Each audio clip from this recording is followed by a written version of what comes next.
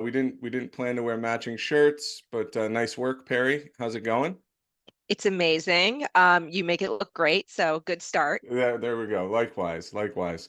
Um, well, Perry's probably a familiar face. She's done a number of these sessions with me. In case she's not, Perry's a care advocate here at Carallel, also a certified dementia practitioner, and so much more. But really excited to have Perry alongside today to talk about durable medical equipment. That's today's session, DME 101, and we're going to dive into it because it's something important for caregivers to know about, and we're gonna go deep here in just a minute. Before that, a little bit of housekeeping, per usual. If you're joining one of these sessions for the first time, welcome. Glad you found us, and glad you're here. Carallel is a caregiver support company. We help family caregivers with whatever's on their plate, and we do that in a couple of ways. First and foremost, with our support line that's staffed by a team of care advocates who are spend their day every day helping family caregivers work through whatever might be weighing on them. And we complement that support with our digital experience that is, it's a one-stop shop for caregiving needs. I think of it as a care advocate in your pocket. So and we provide that service through health plans and employers and health systems across the country. If you have access, great. If you don't or not sure, ask your health plan, employer, health system if they partner with Carallel. So that's the housekeeping, Perry. Did I miss anything? Keep me honest here. I feel like you've got everything in record time, so well done. There we go. There we go. I'm on a mission today. Um, so the second piece of housekeeping, though, at the risk of sounding like a broken record, I say this every session, but these are conversations by design. There's not going to be any slides or anything like that. So if you have perspectives to share, questions, comments, anything, drop them in the chat or the QA button down at the bottom of your Zoom console, and we'll do our best to take care of those live in the session, and any that we're not able to get to, I'll be sure to follow up personally after the session and make sure you get the information that you're looking for. So, and then we should probably just get into it. So, Perry, what is durable medical equipment? I know it's a loaded question, but let's level set because that's where I want to start today. Okay, so I used to, I usually just go into examples of it, like it's chair, walker, things like that. But to get a little bit more specific, to start here, according to Medicare.gov, so I don't think you can get more official than that. It really means it's durable, so it can withstand repeated use. It's used for a medical reason, and it's usually useful to somebody who is sick or injured and can easily be used in the home. Got it. Okay. Well, thanks. And I wanted to start there just because when I was caregiving, I didn't, so hindsight is an interesting thing, right? Like I wasn't, when you're in the middle of it, you're not thinking about, it was hard for me anyway. My experience was just my experience, but hard for me to think about, anything beyond the moment that I was in, if I'm being frank, right? So that's the reason that we're having a conversation about something like durable medical equipment. It's in a lot of ways pretty simple topic, but yeah, no, to your point, until you need it. I think exactly. I just mentioned this to somebody the other day. I had a friend call me whose father was coming into town for the weekend, and in a panic, she realized he was coming later that day and they didn't have a shower chair for him. And it's not like he was going to bring it on the chair, like on the airport with him to get there. And she was going, what do I do? Do I order it from Amazon? What are the next steps? So I feel like this conversation, at least parallel with like my recent experiences, is very timely. And you don't think about it until you're right there and you need it. Yeah, I love that example, and I love it when we're timely. So appreciate you sharing that.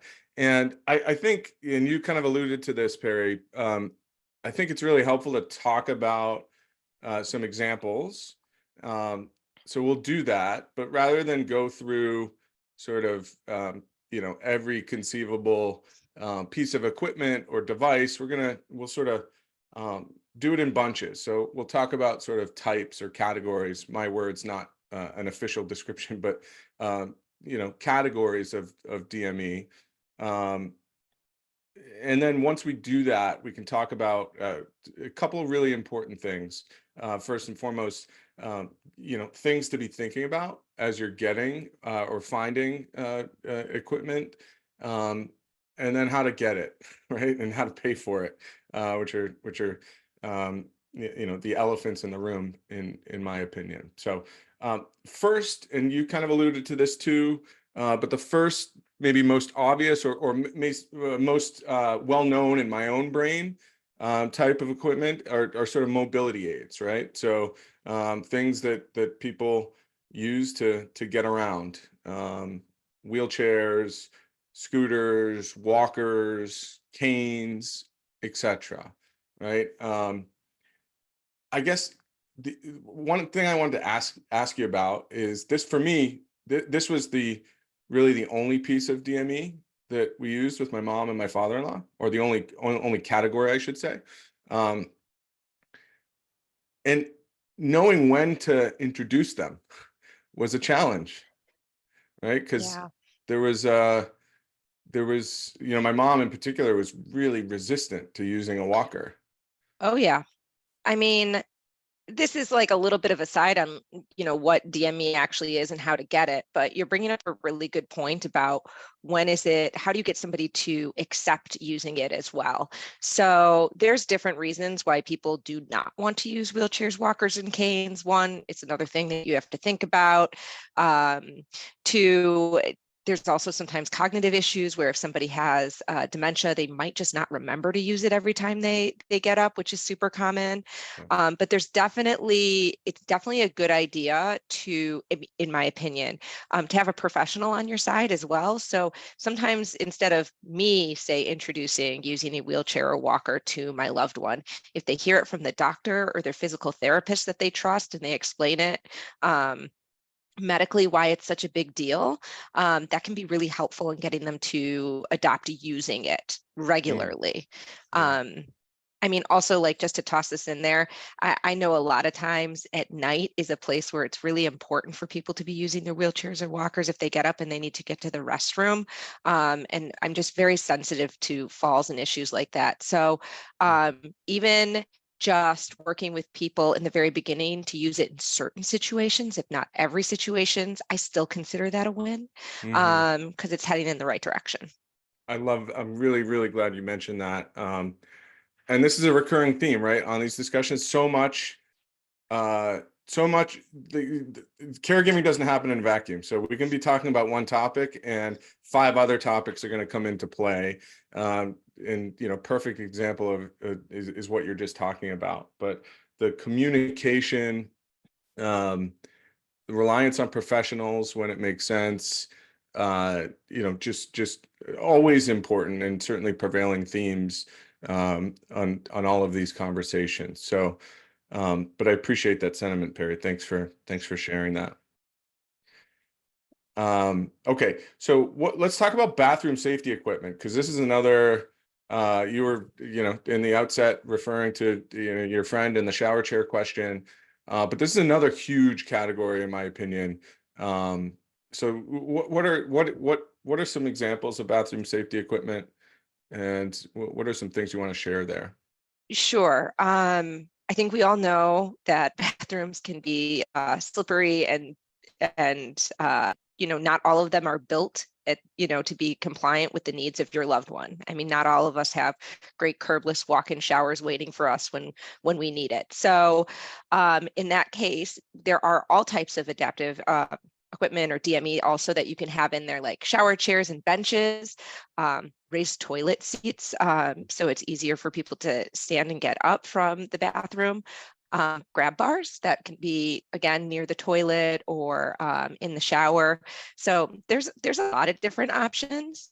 And, there's even services that sometimes are covered by your insurance or through physical therapy that can come in and do home assessments, Mhm. especially in the bathroom. That's where I'm going with this, is like, I think about that as like one of those main places where really having a second set of eyes to do things more than like just make sure there's not a rug to trip on or that there's an anti-slip floor or something like that, but really be able to take a look and say, oh, this is the type of shower chair you should have in here. And this is where you should position the grab bar.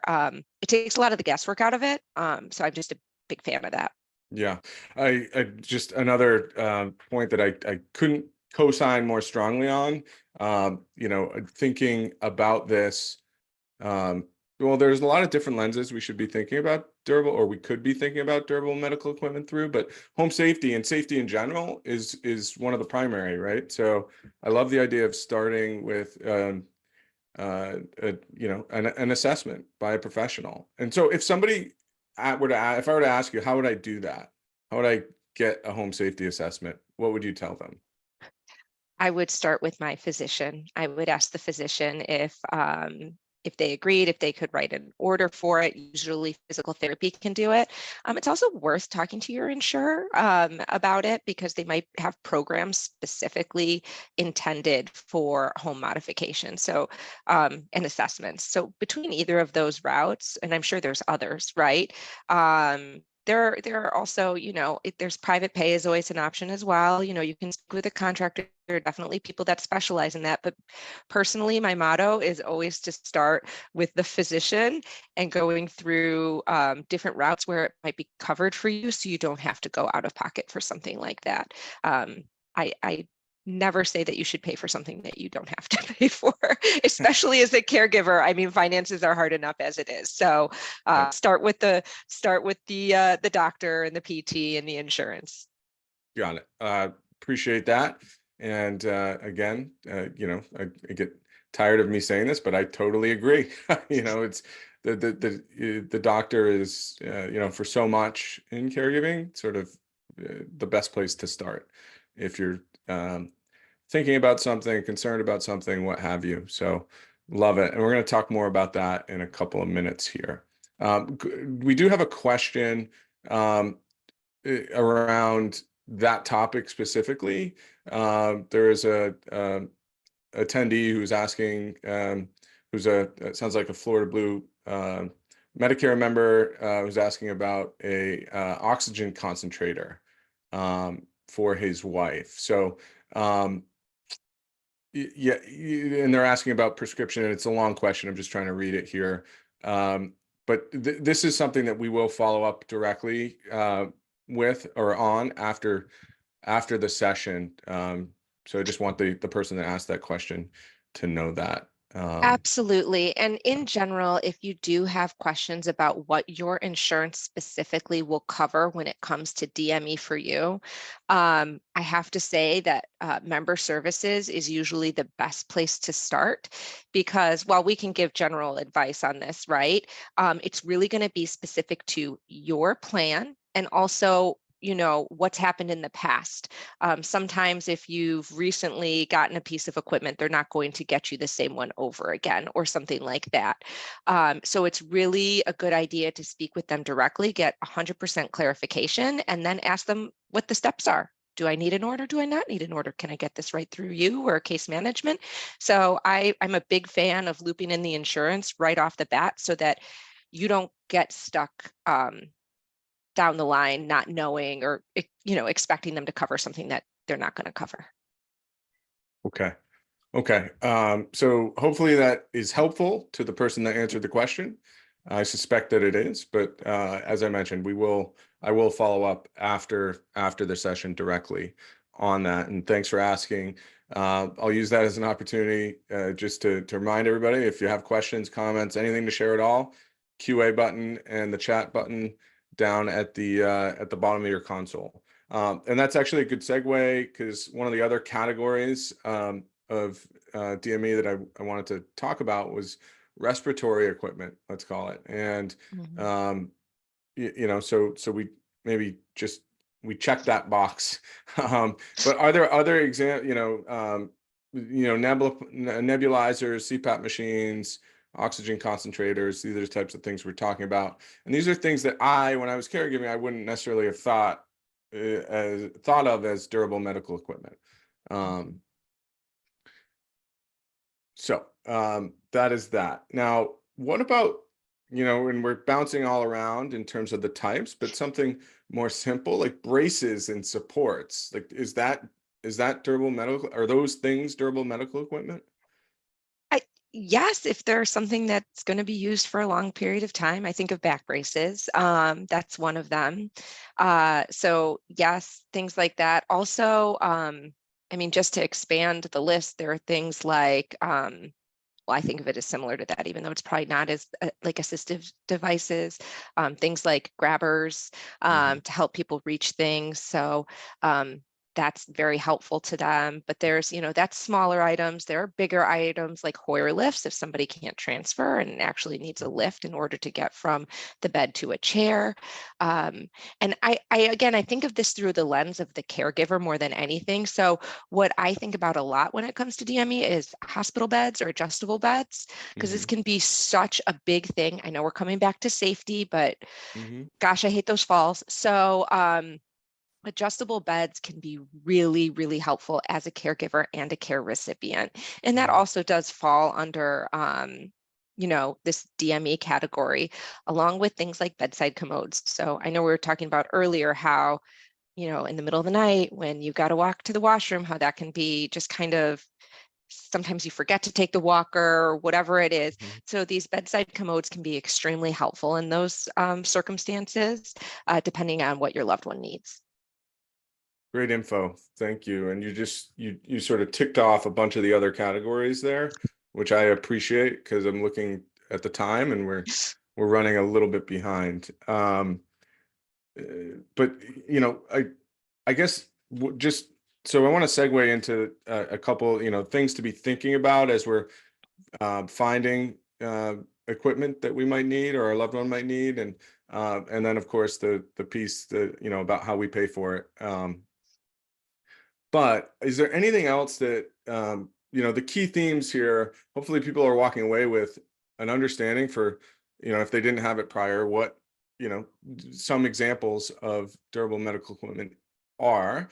But, my main takeaway as we're talking about it is really around the, those key themes that sort of seem to be woven through all parts of caregiving, around how we talk about it, how to communicate it, if someone's resistant, these types of things. So, and your points before we move on, I just wanted to circle back to your points around communicating. If we're thinking in a situation where our loved one, to our mind might clearly need something or benefit from, say, a walker, can we just rehash before we move on? What are those key points from a communication standpoint? Like what if somebody's having a hard time broaching the topic with their loved one, what would you tell them? Bring in the medical team. Like it doesn't have to be a team. That sounds so official. Bring in the physician, the person that they trust, the person that they see regularly for checkups and things like that, and say, hey, Dr. So-and-so, I've noticed some of these things, and I have concerns about, my loved one's mobility or whatever it might be in that situation.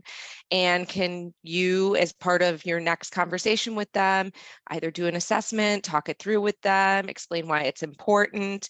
I know that's what worked really well for my family. And there are different types of relationships, right, between that different families are experiencing, but I do think that's really good. Also, I think part of it is really, if possible, looping in physical therapy with it. I don't know anybody who does, well, that's also an exaggeration. I know most people really love working with a physical therapist. It's extremely empowering. You get stronger. You're able to do the things you want to do more. You don't lose your capabilities as quickly of doing things. And holding on to that independence is such a core feature of most people. So by having a doctor or physical therapist be a part of this, one, you're getting the training. right? You're learning how to use this equipment appropriately, but also you're getting the confidence and the independence about it. And I just like love the positivity that comes along with that. So if you can loop in that physical therapy as well, or occupational therapy, the same. Oh, Matt, you're muted. Sorry, I apologize for muting myself. Um, I have a dog who's being loud. I'll just come clean there. So 2024. So sorry if you're getting any background noise. But there's something you just said there, Perry, though, is I think when you're talking about the physician, someone you trust or someone your loved one trusts, right? So I really grabbed onto that when you said it because my mother did not care for her primary care physician. They just didn't get along well. And I never got around to making a change. It was just hard. So while the physician would be the best, right? Best person, best starting point. When we're thinking about actually having a conversation, getting someone on board to use a walker or wheelchair or whatever device they need, right? In some cases, it's obvious. If somebody's diabetic, they need monitoring equipment, or things like that. But in others, it's less obvious where we're talking about this. So I couldn't turn to the doctor to have that conversation with my mom. So thinking about people that, who might be able to get through to my mom, right? And trust is a big part of that. So that I just wanted to call that out because I thought it was a really, really great point that you made. And I know because when I start, I can't stop. But to your point, I've had professional caregivers be able to connect better than family too. So, Right. and sometimes you just want to listen to your child or your spouse and you're on board with it. But just leaning into what you said, it is very important that it comes from somebody they trust, somebody they respect, somebody that matters to them. And adoption of that equipment will hopefully go smoother. Love it. Okay. What should we be thinking about when we're talking about equipment? Like if you're getting a wheelchair, for instance, or a shower chair, or a walker, like what are the key things? Like, because I was guilty of this when we finally did get some. I just said, oh, okay, here we go. I know how to use a wheelchair. I know how to use this walker, or I can fit the shower chair. What should we be thinking about? Yeah, two main things, which are the fit and the training, Yep. that you have the right equipment, that it fits the person who needs it. Mhm. So that's the number one thing. And then the two is getting the right training to use it appropriately. I come from a skilled like nursing and rehab background, and one of the greatest things we could do before discharge was have the family, again, I think about this as a caregiving family, get training on it with the care recipient or their loved one. So they learned together how to use the equipment. This was huge. This was like, what you want to talk about a walker, getting in and out of the car with the walker, transferring, putting in the trunk, just teaching the care recipient. That is great. But if there's going to be a caregiver involved, having them know how to use it appropriately, huge. So again, fit and training. I love it how succinct that is. So fit and training, got it. And I guess one other question, um, if it's not offered, ask for it, right? 100%. So I think the main takeaway for anybody listening today is, um, check those two boxes when you're getting a new piece of equipment. And yeah, so always ask if it's not. Hopefully it is offered to you, right? If you're getting a wheelchair, it's somebody showing you how to use it. But if not, ask. Couldn't Good. agree more. Okay, got it. All right, now finally, we have about 5 minutes left. Like, how do we? And you touched on this a little bit throughout an earlier part of the discussion, Perry. But where do we get it? Where do we find durable medical equipment, and how do we pay for it? So there's a couple different routes. If you're going through your PCP, your primary care, they should be able to write an order for it if it's appropriate, and then it can be filled by a medical supply company. So that's one way.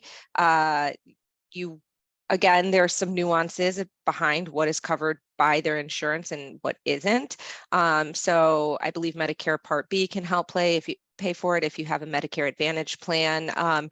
You definitely want to speak with member services to confirm what's going to be covered and what isn't, and how often. So there's some things that, like, you got a certain type of mobility device, but now you need a different one. You just really want to check those nuances.